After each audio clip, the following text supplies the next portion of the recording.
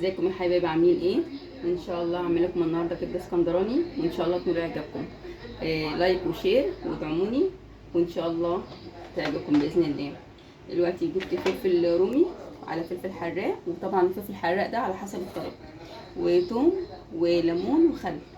وادي الكبده اهوت غسلتها وصفتها، وعشان ريحه الزفاره بنحط شويه خل على شويه ليمون، وبعد كده نقلبها شوية ونسيبها قد يعني ربع ساعة كده، وبعد كده نشوف هنعمل ايه. دي كده جبنا شوية زيت وهنحط الثوم ونقلب.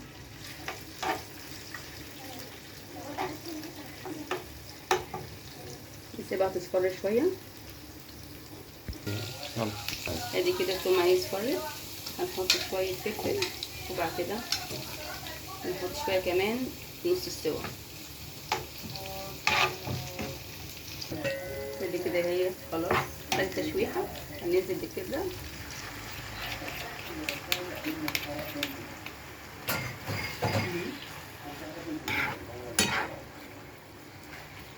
بقى نعلي النار شوية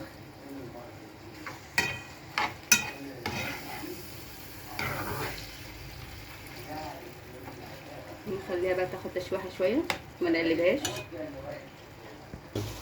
ادي هنا هي الكبدة قربت اهي، هنخليها نص السوا.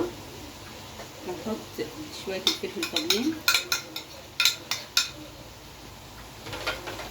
حتة توم كفار برضه، وشوية الليمون الطبيعي، وشوية الخل، وادي توابل الملح والفلفل كزبرة والبابريكا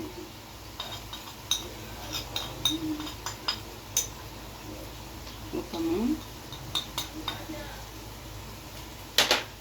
كده حطينا بعد نص السوا، حطينا بقية الحاجات ديت. دي بقى تديها طعم اكتر واحلى.